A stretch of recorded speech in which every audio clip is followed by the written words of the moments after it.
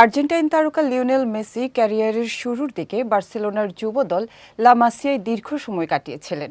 সে সময় মেসির জাদুকরী পারফরম্যান্স দেখে স্প্যানিশ ফুটবল ফেডারেশন তাকে দলে ফেরাতে আগ্রহ প্রকাশ করেছিল। তবে নিজ জন্মভূমি আর্জেন্টিনার প্রতি ভালোবাসা থেকে এলএম10 তখন স্পেনের হয়ে খেলার প্রস্তাব প্রত্যাখ্যান করেছিলেন। বিস্তারিত জানাচ্ছেন সঙ্গীতা শাহ। ছোটবেলায় নিজ দেশ ছেড়ে স্পেনে পাড়ি জমান লিওনেল মেসি ও তার পরিবার মাত্র ১৩ বছর বয়সে বার্সেলোনায় আসার পর দীর্ঘ সময় সেখানে থাকায় স্পেনের নাগরিকত্ব পাওয়ার সুযোগ ছিল মেসির। সে সময় বার্সেলোনার একাডেমি লা মাসিয়ায় বেড়ে ওঠেন তিনি। বার্সেলোনার যুব দলে থাকাকালীন তার জাদুকরী ফুটবল প্রতিভা স্প্যানিশ ফুটবল ফেডারেশনের নজর কাড়ে। মেসি জানান, সে সময় তাকে স্পেনের বয়সভিত্তিক দলে খেলার জন্য প্রলুব্ধ করা হয়েছিল।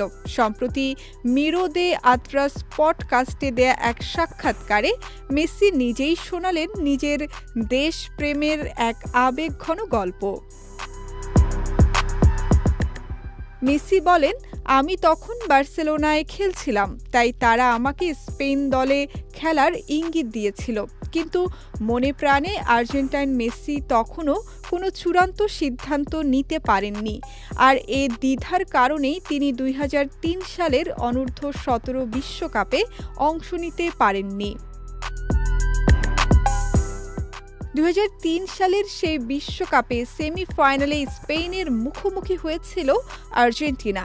সেই ম্যাচে মেসির তৎকালীন সতীর্থ সেস ফ্যাব্রেগাস জোড়া গোল করে আর্জেন্টিনাকে ৩-২ ব্যবধানে হারিয়ে দেন। মেসি স্মৃতিচারণ করে বলেন, ফ্যাব্রেগাস তখন আর্সেনালে খেলছিল এবং আমাদের বিপক্ষে জোড়া গোল করেছিল। এরপরই সবাই আমাকে সরাসরি জিজ্ঞেস করতে শুরু করে কেন আমি স্পেনের হয়ে খেলছি না। তবে স্পেনের হয়ে খেলার সুযোগ আর সাফল্য পাওয়ার সম্ভাবনা অনেক বেশি থাকলেও মেসির লক্ষ্য ছিল স্থির। বার্সেলোনায় প্রায় সব বয়সভিত্তিক ধাপে খেললেও তার হৃদয়ে ছিল জন্মভূমি আর্জেন্টিনা।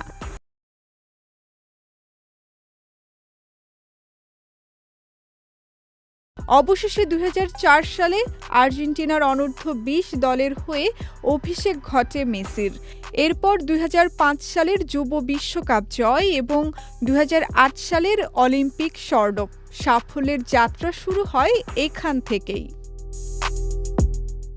সঙ্গীতা শাহ, বিজয় টিভি।